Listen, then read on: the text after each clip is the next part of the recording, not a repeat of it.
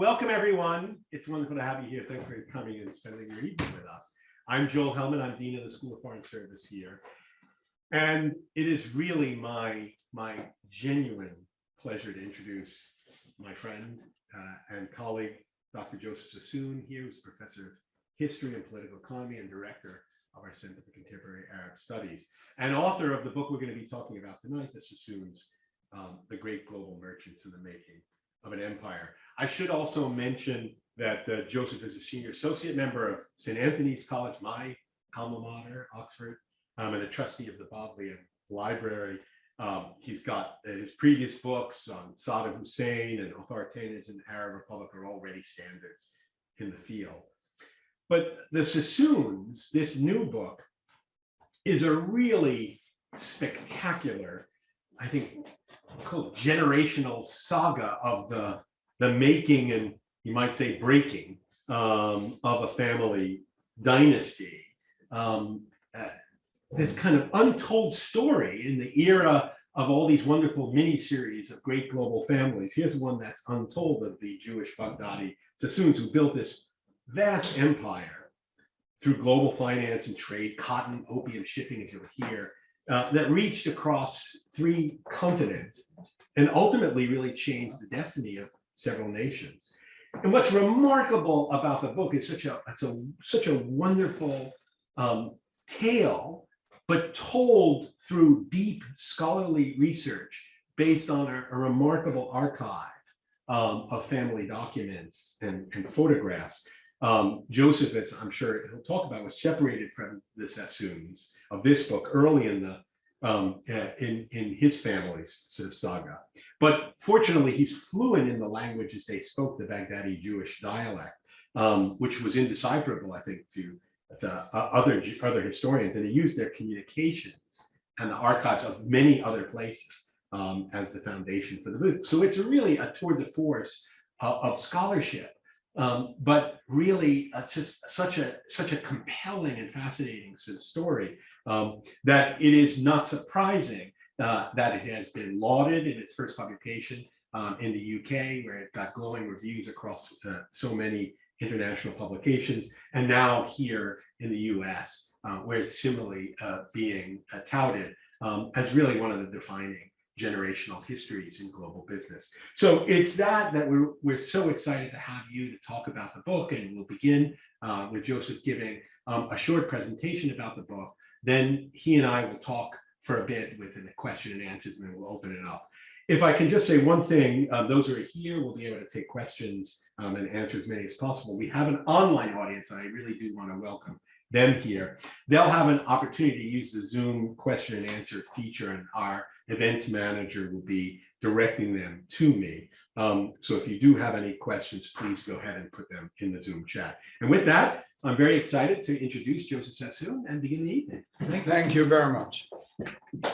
Thank you, Joel, and thanks to the Mortara Center for hosting us. And thank you all for coming on this evening. I'm going to talk briefly for about 15 minutes, and then we move on. The great merchants of the 19th and earliest 20th century shaped the globalization of today. Through the history of one preeminent trading family, the book shows how that happened amidst a captivating world of politics, business, and society. The Sassoons, a Baghdadi Jewish trading family, built a global trading enterprise by taking advantage of major historical developments during the 19th century. Their story is not just one of an Arab Jewish family that settled in India, traded in China, and aspired to be British. It is also the world in which they lived and prospered economically, politically, and socially. The 150-year globalization of which they were a part was all-encompassing. They traded with members of every religion and sect around the globe. They traveled extensively, not only for business, but to explore new countries. And they felt at home wherever they settled, whether in India or Britain or China, in spite of being a tiny minority everywhere, both in terms of religion and being foreigners in countries like India or China or Japan.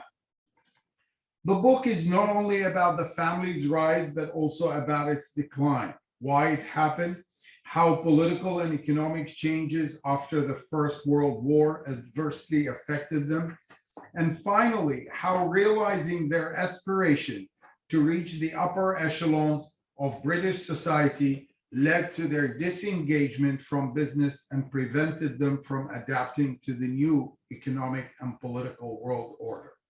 The founder of the dynasty, David Sassoon, began in Bombay by exporting British textiles to Persia, the Ottoman Empire, and other Gulf countries, while importing local products from these places and selling them in India. His knowledge of local economies and their languages, his reliable correspondence in several trading centers, and his firm's reputation swiftly made his business one of the largest in India. The family soon became one of the most important textile merchants operating between India and Persia and Britain and the Gulf countries. Then came the Opium Wars, which legalized opium trading and opened China to foreign merchants. The Sassoons, as other merchants, exported opium to China and imported tea and silk. Cotton and opium, in fact, the two most important traded commodities in Asia during the 19th century, enabled the expansion of their business and most of the merchant families at the time. This coincided with a period of when free trade became so uniquely central to democratic culture and national identity in Britain. The Sassoons identified with British colonial policy, and their interests were similar to those of the British Empire, as merchant families benefited from ideology of a free trade that prevailed then. This concurrence of ideology and Sassoon's interest would serve them well, at least until World War I. There was no single event or trade that elevated the Sassoon into a premier position. David Sassoon was risk-averse by nature, having lost everything in Baghdad, was very reticent to indulge in risky ventures. It was a brick-by-brick strategy, and it worked, sometimes aided by international events such as the American Civil War, which rocketed the price of cotton, and the opening of the Suez Canal that led to faster and cheaper global trade. Utilizing his children, and he had a total of 14 sons and daughters who were spread around different locations in Asia and later in Britain, the family began expanding, particularly in the 1850s and 60s. This commercial success continued in spite of the rift and splits within the family that followed the death of the founder, David Sassoon, in 1864. After the death of David, the firm split into two competing firms, both carrying the name Sassoon, David Sassoon and Co. and E.D. Sassoon and Co. I'm going to just show you this map. It really tells you the whole story about this expansion. Most of these places are port cities. And when you see the three hubs, these are the major centers. The first hub was Bombay, then the next hub that was developed was Shanghai, and then the final hub was in London. And it really, if you see that, all the port cities around were covered, and others that I haven't seen, evidence of, but still function. It's amazing that one competitor summed up the situation by the 1860s, and I quote, "Silver and gold, silks, gums and spices, opium and cotton, wool and wheat, whatever moves over sea or land, feels the hands or bears the mark of Sassoon and Co." End of quote. And one of the reasons for the success of the family is its ability to correspond throughout the globe in a language that was almost a coded language, unless one was a Baghdadi Jew. This is a typical correspondence. I mean, I put it the English with paragraphs. There are no paragraphs. It jumps from one subject to another. It's very formal in the beginning, very formal at the end of it, but it moves on from one subject to another, which made it very hard to decipher. And of course, no spacing or anything, which made life miserable in working on thousands of these documents. The family kept every scrap of paper, or at least it seems so. There was a huge copious correspondence.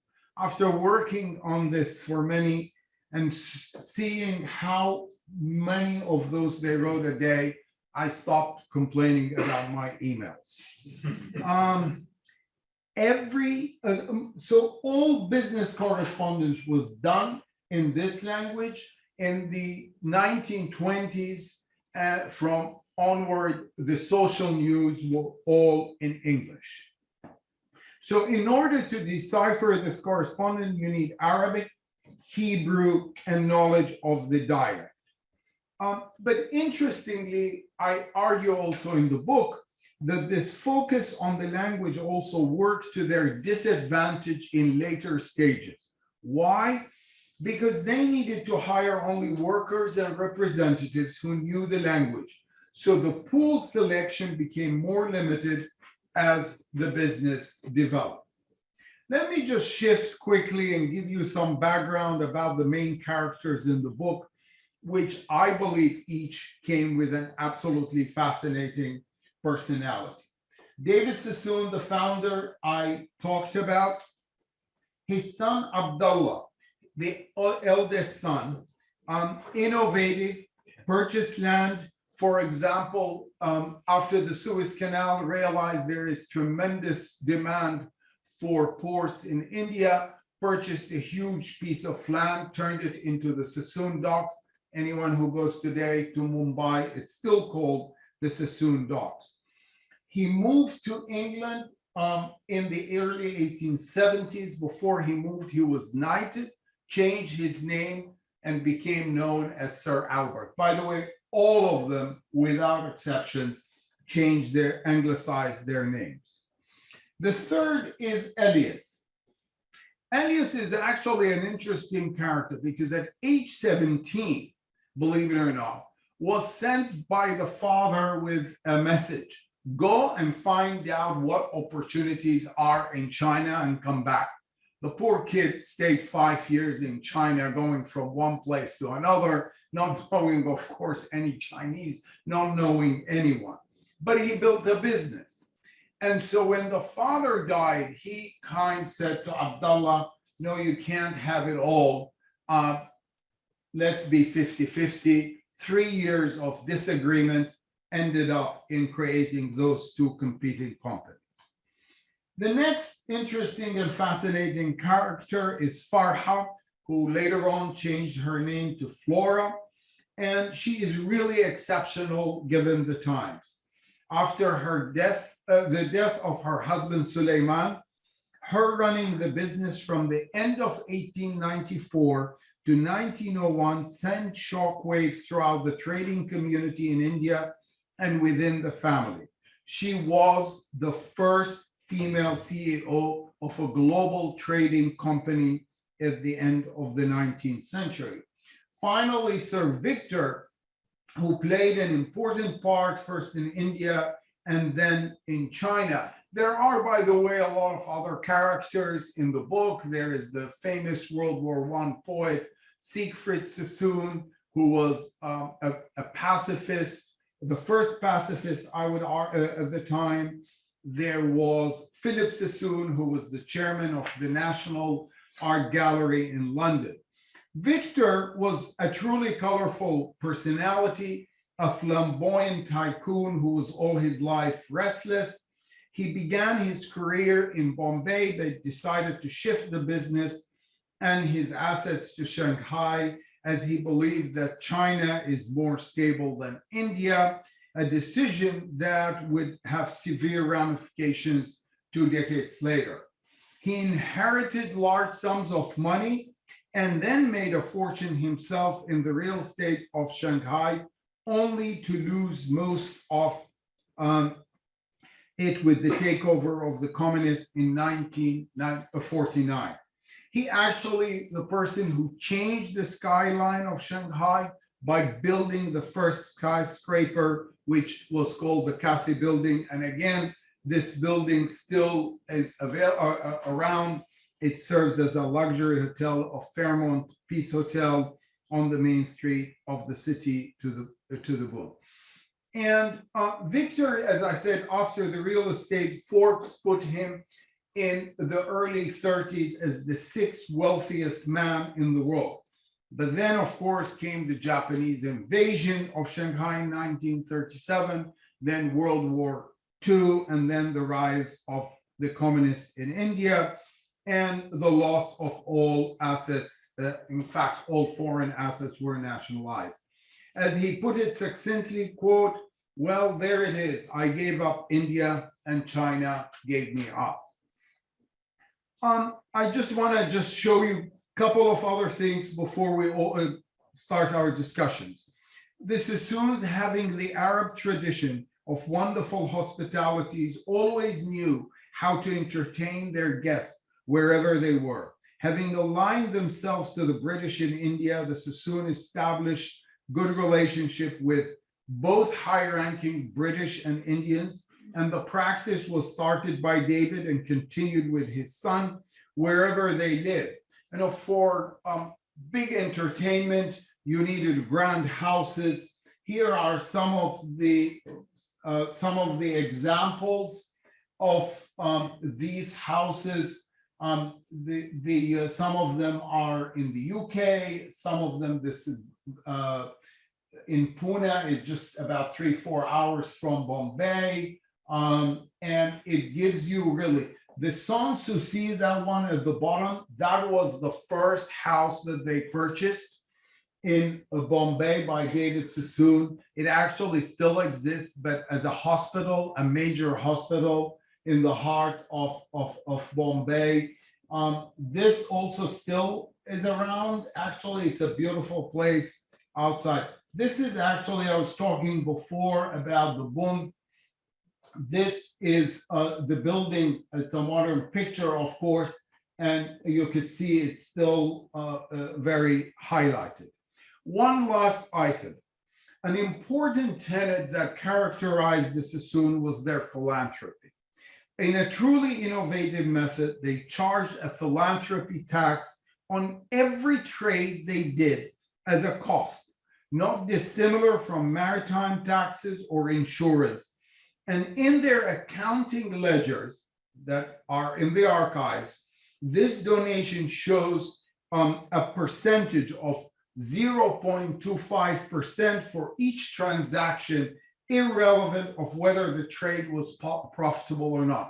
Now, 0.25% doesn't seem a lot, but if you're doing hundreds and hundreds of trades every year, it accumulates. Local communities benefited from their philanthropy, as did the poor and young in cities such as Bombay. This is today, it's still called the Sassoon Library in the heart of Mumbai. And as you enter the library, there is the big statue of David Sassoon as a symbol of this place. I'm going to actually stop here, and this way we can open it for discussion. Thanks very much.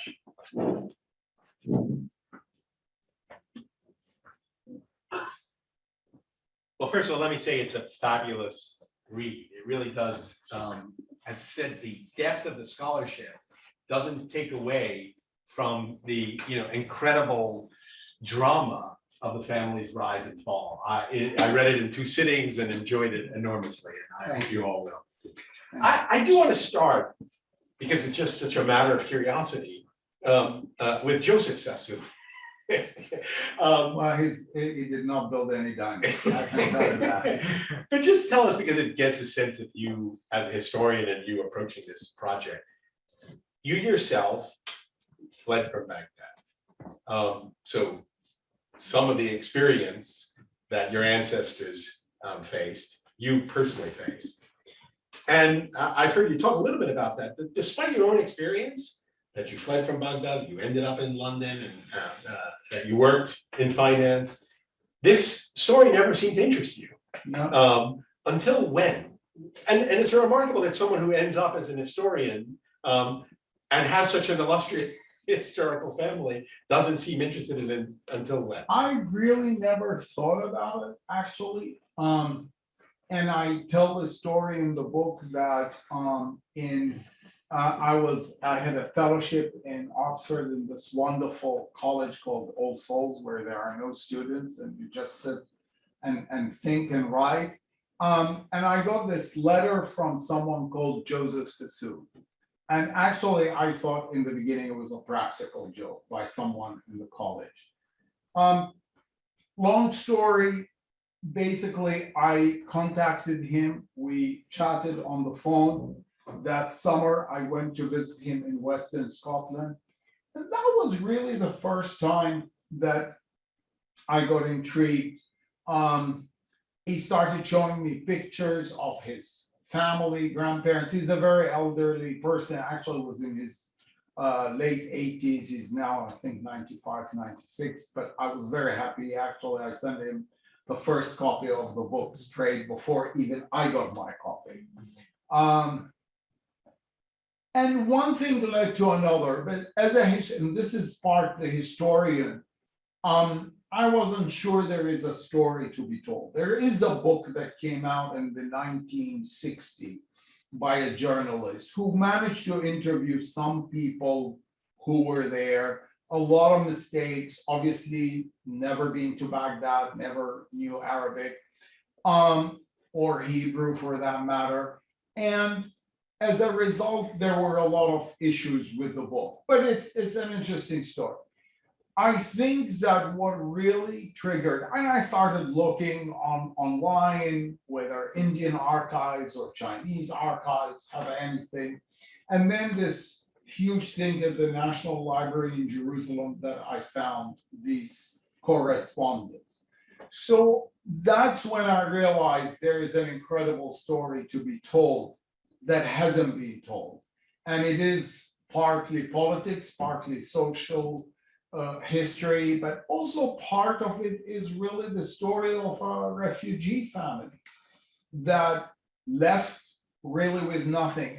And the connection is when David Sassoon and his father fled Baghdad in 1830 because of a corrupt governor, his siblings stayed in Baghdad.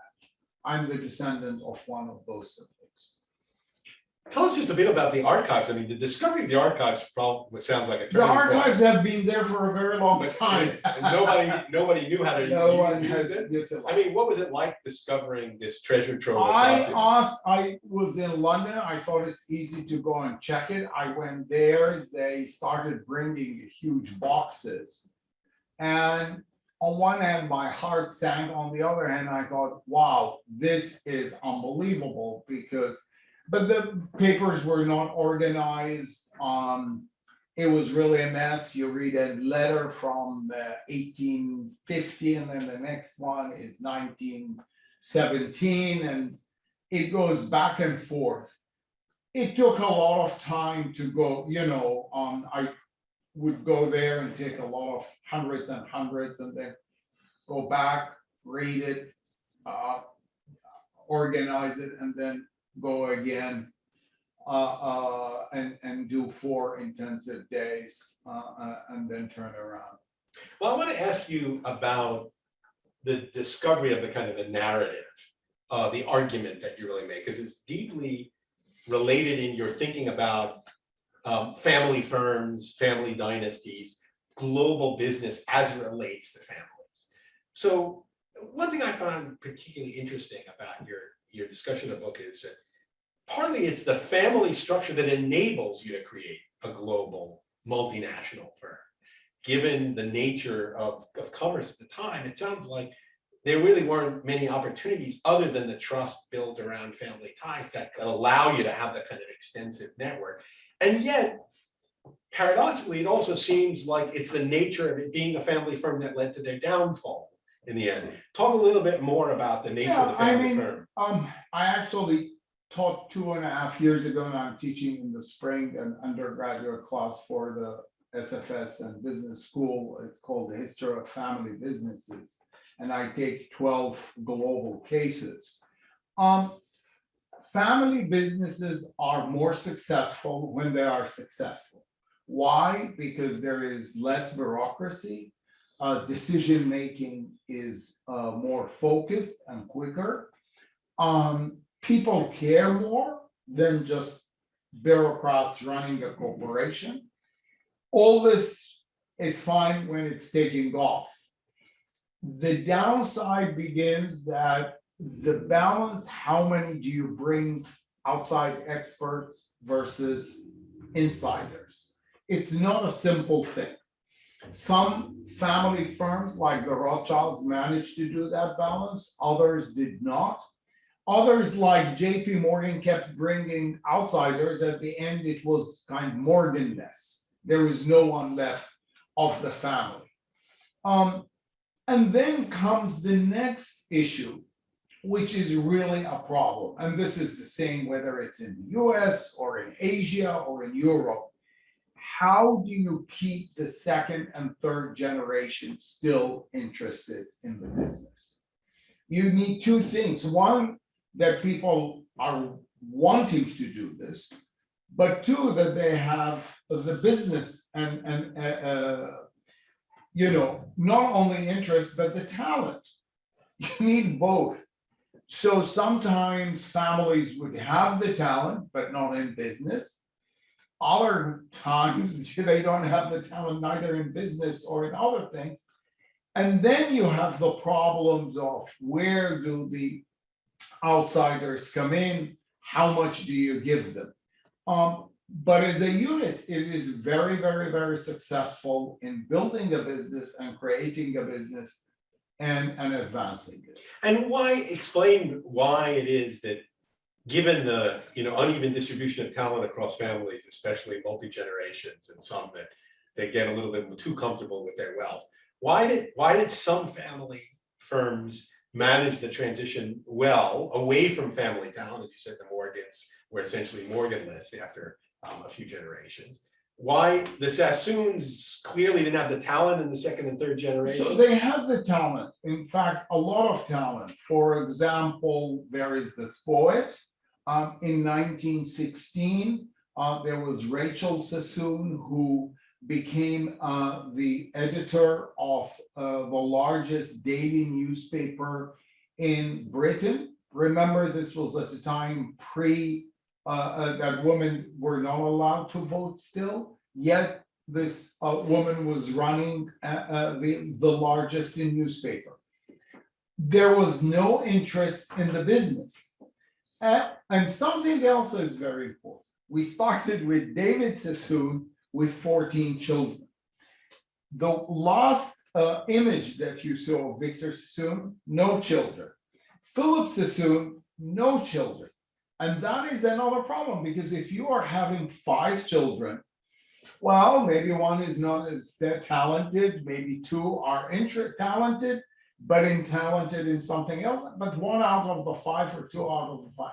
But if there are no children, then the problems get exacerbated. Well, one of the things you talk a lot about, and it leads to some of the more colorful kind of stories in the book and more colorful characters in the book, is that you're not, how do I put it? You're not terribly generous to the family in terms of their Anglicization, right? In fact, at one point in the book, you sort of say it was their Anglicization, their mingling with British high society, their desire to be, part of British society. If anyone is watching the latest season of The Crown, you're looking at the Dodis and Muhammad's family, their desire to be out-British the British. that for you is part of the family's downfall. Why do you think that Anglicization became part of I that? think academics have written about the culture of the aristocracy in Britain, particularly in the 20th century. An essential part is you do not work. I mean, so that defeats the whole concept that David Sassoon and Abdullah continued, that is working very hard, diligently, 14 hours a day, 6 days a week. Then you are part of a group that no one works. And if you belong to this club, then you don't work. And so there was a discord from that moment on. And I give this example at some point that here is David Sassoon or Abdullah working day and night. And then there is this letter later on from a member of the family saying, we went to the office at 11 o'clock. At 1 o'clock, we went to the club for lunch. And at 3 p.m., we went to the horse racing where we lost a few $1,000s today. And that, the so powerful versus the commitment to work. And I don't think they really wanted to work anymore because all your friends and the group that you were with did not work. It's very different from the American families at the time, where, whether it's the Rockefeller or the DuPont or the JP Morgan, members of the family still had to work and to pull their weight. That is not the case in Britain, really from mid-19th century, I would say even to the mid-20th century. Is there something in the story of immigrant families, unlike the Rockefellers, let's say, and the Carnegies, right? And you think about the Rothschilds, the Cadoris, in America, the Lehmans and others. I mean, the interesting thing are that story of immigrant families that leave, often sometimes penniless, their homes, build a business, go to other countries, whether it's France, the United States, the UK, and then very quickly mingle in high society, but that becomes a source of their strength and power. Why in the Sassoons? Yeah, so there was a strength of power. I mean, so you get people like Rachel Sassoon becoming an editor. Philip Sassoon was, I mean, you have to understand how big it is to be a chairman of the museum in the UK, but he was also a member of parliament. And in 1924-5, he was appointed Under Secretary for the Air Force and traveled on behalf of his government all around the world and wrote a book about how the Air Force should be used going forward rather than having soldiers in an empire. So people did reach that level, but here is the case. This combination of wanting to be part of the elite, whether in politics or art or journalism, but Philip Sassoon wanted also to be the chairman of David Sassoon and Co. And for 13 years in the archive there, I could not find one letter of business. He had zero interest. For him, it was just a machine to draw cash out of. Well, look, one of the other extraordinary, among many extraordinary characters in the book is Flora. Yeah. As you mentioned. I mean, a remarkable woman, CEO essentially of a major global trading firm at a time when there were no women. And she's doing this all from Bombay, of all places. I mean, how did she achieve that status? She, first of all, one has to remember she was a double Sassoon, in the sense that she is a Sassoon and then married another Sassoon. So there is never in the family the issue raised, well, she's from outside the family, how can she? But of course, the men in the family didn't like it, neither did the business community in India accept it or saw it, like this breaking of the tradition. But she was a remarkable woman. And I think that was part of what I call the hidden history in the book, in the sense that, the previous books or articles about the Sassoon never mention her because no one has dug into the archives. She would be mentioned as Suleiman's wife, and she helped him, and that was the end of it. But actually, she really, truly run the business. And also, what is really fascinating is how many innovative methods of organization, of doing business, of risk analysis that she introduced to the business. Loan risk, how much loan every day the firm is exposed to, how much currency in each currency. I mean, this is the other thing which we cannot absorb, I think, how sophisticated the business was at the end of the 19th century. We always think, this generation or last generation developed and made the business. That is not correct. It existed long time. Do you think, it's what if history, of course, but she did have the skills to manage and grow the business. If she wasn't undermined or frustrated by the rest of the family. She had all and she also managed to build a tremendous loyalty around her. She would finish after a long day, and then she would not go back home, but she would go to all the different mills and factories that the Sassoon owned in Bombay to check on them. It's unbelievable. But of course, she really, really got fed up with all these conspiracies and undermining her. Well, let's talk a little bit, and then we're going to open it up quite soon to the audience. But I'd be remiss if we didn't talk about opium. Sure. Since that was the major commodity. I'm not going to call them the first drug cartel, because obviously trading opium was legal at the time. And so there wasn't a criminal conspiracy. There was part of a general trade of commodities. But surely over time, as the book charts, sentiment changed in India, in the UK in particular, about the impact of trading opium. The Sassoons were deeply involved in trying to justify the opium trade, although they were not part of the distribution network within China. They knew that they were essentially peddling a drug that was doing kind of some considerable damage to China, and may have, in fact, impacted China's growth and development for generations. How do you kind of reckon with them as opium traders? I talk a lot about it in the book. There are really different sections.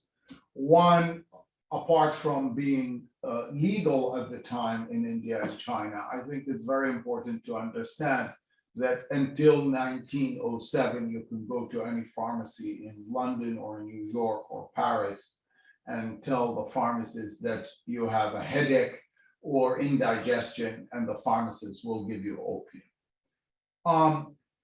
Two, I think that all these merchant families treated opium no different from trading wheat or tea or any other commodity. And that was the principle prevailing.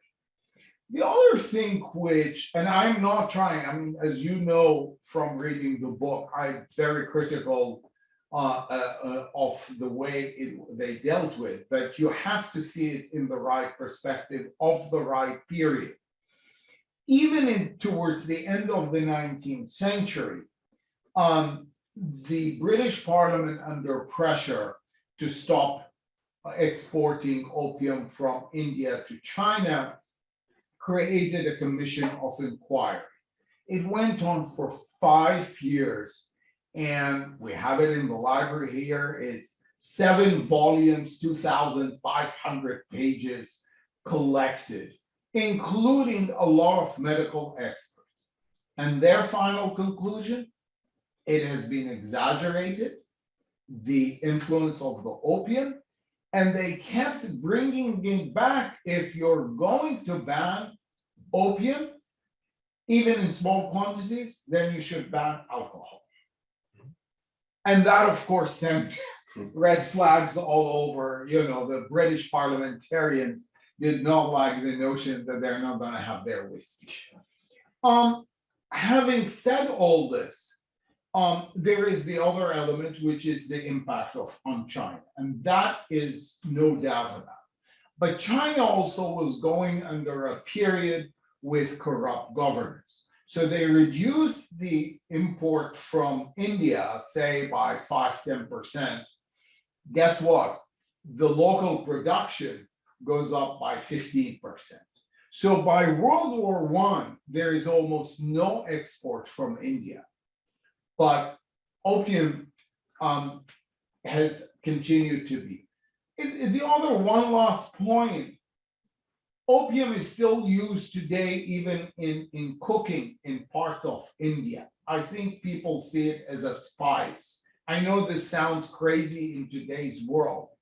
And it has been used for 5,000 years for medical, recreational in countries like India and Japan or in China. Ask any family in India that lives in farming. Mothers still use it as for baby teething. So I think, having said all that, you need really to see all the different aspects of it. But that's this is my final question, which is that, and it relates to opium and the way opium impacted the societies in which they traded with, right? Because your story, because of the remarkable treasure trove of documents that you got from the Sassoon family, is told from essentially the perspective of the Sassoons and their own internal communication and engagement. How are the Sassoons seen? And I know you're not a China specialist. You don't. I'm sure you're not reading the local languages of the time. But how were the Sassoons seen in China and in India? What was the perception of the family? Were they seen as villains in the end? Were they seen as No, I mean, it's really remarkable. In India, they are really still part and parcel, and they're celebrated because of the philanthropy? By the philanthropy of I think there was a real love by the family to India. There is a real continuation, a commitment. There was when David Sassoon died, one of the things he left in his will that he did not want that huge, beautiful house to be sold for 51 years because he wanted his children to grow up and grandchildren in India. In China, it's definitely different. There is the issue, but actually the Chinese are far more aware that the issue of opium began 300 years before any Sassoon arrived in India. I mean, the East India Company was controlling every trade, including opium, for literally 150 years before the arrival of the Sassoons. And so, for example, there is this aspect of, the British imperialism definitely caused a harm to the Chinese. But I don't think it's really personalized. In a way, they know the history better. They realized also when the Sassoons started doing, they were such a small traders compared to Jardine Matheson or other foreign traders or Indian traders. In fact, if you look at the Indian archives in the 1830s and 40s, they're not really even mentioned. So it's a later development. Well, look, let me open it up to the audience, and for those online, if you want to use a Q&A, we can have Coco ask the questions from online, but I'm happy to recognize any questions from the audience. Anyone want to begin? Yes, please. Yeah, Professor Sassoon. I'm Albert, and I'm a student at the Center for Studies. So, what was the relationship of the Sassoon, the company, with the British East India companies or these other major European companies that were almost like states on their own armies? Did they compete? Did they cooperate? No, there was no cooperation. I mean, David Sassoon never understood actually when he became a British citizen in 1850, you had to swear allegiance to a sovereign and to the East India Company. And coming from the Ottoman Empire, the notion that you're swearing allegiance to a company seemed really bizarre.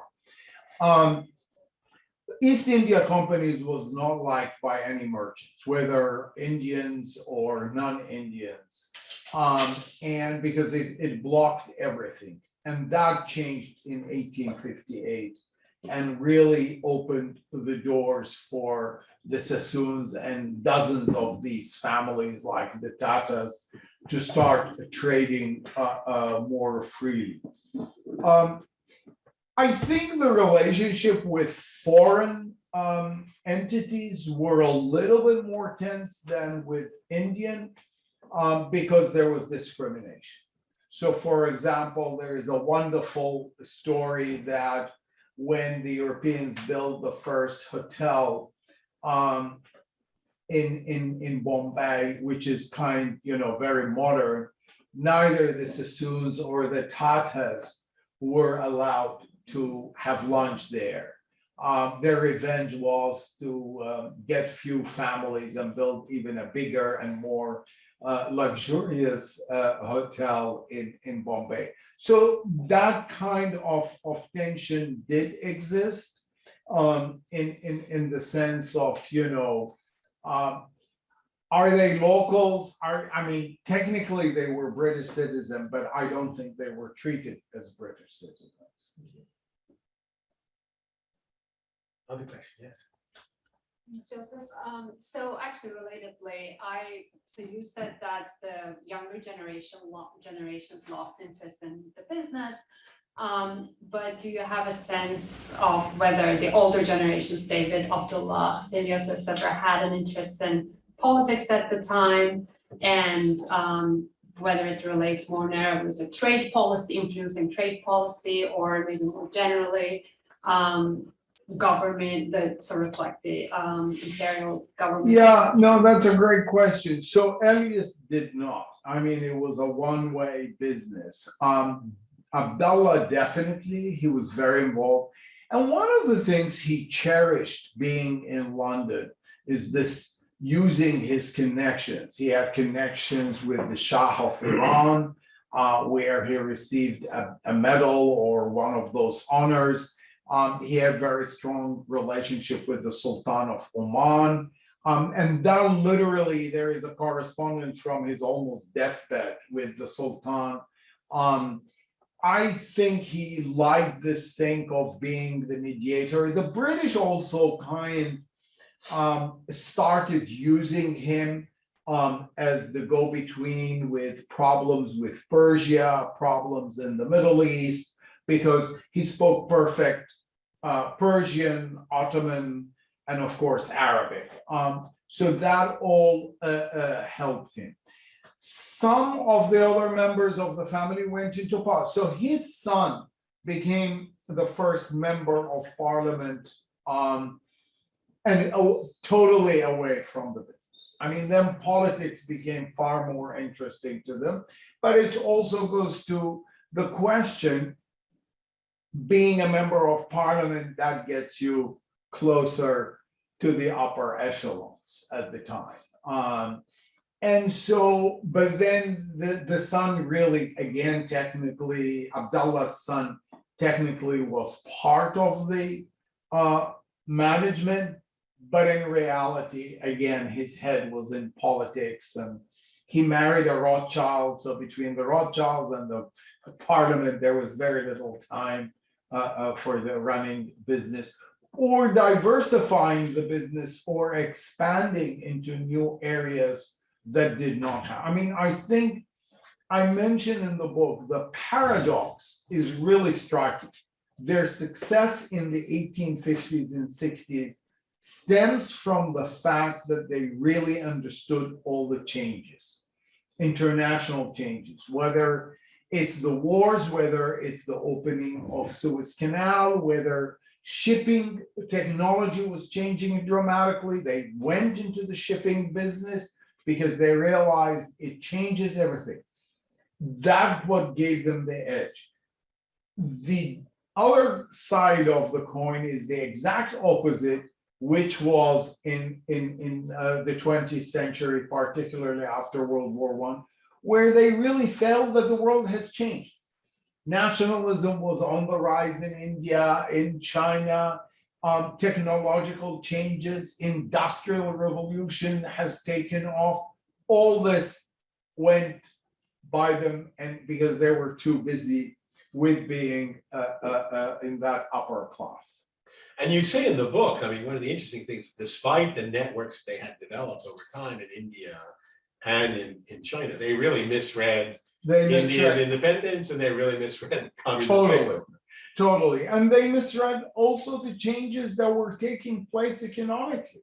I mean, it's very interesting. The Tatas in India in the 1880s told them, look, let's drop the commodities. Yes, they were competing, but they were also kind, in a very sophisticated and respectful environment that existed, where people cooperated and they were on each board of charities. They told them, look, the train has left. There is industrial revolution. Let's turn into heavy industries in India and stop all commodity trading. They didn't want, because it was easy, and they thought it can continue forever. And the result that the Tatas still exist today. And similarly, I mean, like one of the other great transitions they failed to make as a family was shifting into finance. They were never in the money business or brokerage.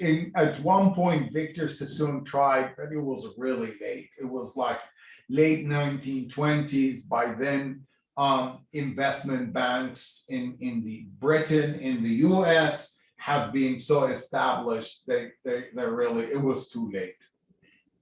Yes. Thank you for this talk. I'm kind of interested in the balancing of the business of family and the family business. And you talk in the kind of end of your book about how the Rothschild and all of these other families implemented the trust to protect the wealth. And at the beginning, you show how when David left Baghdad to go to India, he educated his children. He was so committed to these building blocks. Where is the kind of disconnect between caring for the family but not caring for the business, but the two are kind of inseparable? I think, great question, and I really struggled with finding the answer. I think the real issue was he came from a very traditional background. He thought when his father died, he's the numero uno. He died, his son will have to be the big boss. And he never thought, why wouldn't that continue? And then when Abdullah will die, his oldest son will take over. I think that was a failure in C.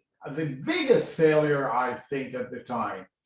So Elias was all the time in China, killing himself working. Abdullah was in the same building, the same office as the father. What archival work, and there are some good historians that are sitting in this room, it doesn't tell you the psychology. I mean, the one thing, in fact, I was doing an interview in the BBC, the guy told me, you should write now a fiction in trying to enter their mind. Because one of the things that I asked in the book, didn't he know about the tension between the two brothers, your two sons? I mean, it's hard to believe this. What did he expect? That everyone will say, yes, we're going to accept it and go ahead? That I cannot give you the answer, unfortunately. You're going to say this with the script of the miniseries. Do we have an online question, Coco? Yeah, we have quite a few. Here's one to start. Thank you for your presentation, Professor Sassoon. Did your previous two books on Iraqi history have a bearing on this book, which is so much more transnational in scope? If so, how? If not, and your older book felt unrelated, why do you think this was the case? I mean, in a way, yes, of course, my interest was in Iraq. The story began in Iraq and Baghdad, actually. Knowing all this interesting aspects about the country and the continuation of the story. I mean, what John, you mentioned, there was some kind of a weird feeling at some point that David Sassoon escaped in the middle of the night from Baghdad. We escaped in the middle of the night, maybe 145 years later, but it's the same thing. And it is really interesting, how history evolves or repeats itself. Safwan. Joseph, congratulations. Thank you. Looking forward to reading it. So I'm interested in something I think you and I spoke about a little bit. You don't talk today, not talk about sort of what it meant for the Sassoon family being a Jewish family, either in the Baghdad, Iraqi context, or even in India and in London and in China at that time. And Sami Farouk shared with me that she attended another book launch event and somebody was asking about anti-Semitism, and your answer I thought was very, very interesting, and that it wasn't going on in Iraq, it was going on in Europe. So if you can comment on that, and I'm very curious about the naming by David of his eldest son Abdullah. That's not the common Jewish name, or maybe it was. It's actually continued even in the 1970s. The head director of the school was Abdullah, so it continued. I know a couple of others. One of the important things for me was in the book, and that goes also about the question on Iraq. They did not leave because of anti-Semitism. That was a fallacy that was developed later on. I don't know by whom. And I give the best proof. If there was real anti-Semitism, why would you leave your other children? Why would you take only one and escape and not take the others? They left because of a corrupt governor who was really embezzling all merchant families, irrelevant of their religion. In India, they definitely felt at home, in the sense that there was, if any anti-Semitism, it came only from European quarters. It did not come from the local people. And Mumbai or Bombay at the time is really fascinating. Only 250,000, hard to believe. Today, I think it's 22, 24 million. And it was very cosmopolitan. You saw Muslims, Christians, Hindus, Parsis, Jews, Christians, you name it. And there was really a sense of almost a brotherhood. I mean, you see the competition, but you see the due respect. So there is a beautiful statue for Tata. You see one of the major contributors were the Sassoons. And vice versa, I think. Britain is very different because anti-Semitism was rampant in the end of the 19th century. But even there, I argue that actually they faced less anti-Semitism than families like the Rothschild, for three reasons. One is the British aristocracy did not like anyone nouveau riche who was coming out from nowhere and becoming very successful. Especially if they had bailed the Bank of England, which they did. Exactly. So you have this point that they were a very important family in Baghdad. By the way, the father of David Sassoon was Sarraf Bashi, the representative of the Sultan in collecting taxes in Baghdad. Then in India, they became what was called merchant princes. So kind status was the same. The second, which is part of this horrible thing, is they really didn't trade in money. So there were never money lenders, there were never money brokers. So again, that did not fit this thing. A third, which is an important element that comes towards the First World War I, unlike the Rothschilds or other, there was no split loyalties. Part of the attacks on Rothschilds, wait a second, we're going to war, you have your first cousin in Germany, you have a cousin in France, who are you identified with? British, French, German. For the Sassoons, it was all British. So there was never anyone in the papers writing, oh, are they pro-German or pro-France? It was only a British. If I can maybe take one last question online, and then we're gonna close to get some dinner. What happened to the Iraqi Jewish language today? And was it a language spoken by all Arab Jews or only Iraqis? Well, it's the same dialect as the Iraqis, but it has a different spin to it, if you want, for the Jewish dialect has more Persian words, more Turkish words, more Latin words, and the intonation is very different from the local Muslim dialect, and it's still going on. Let's close with just tell us a little bit about the modern day Sassoons and how they reacted to the book. Well, it's really interesting. I didn't know any Sassoons before, believe it or not. The book came out in England first, and some Sassoons started popping up here and there, some with fascinating stories that when I went the second time in June, I met a few of them.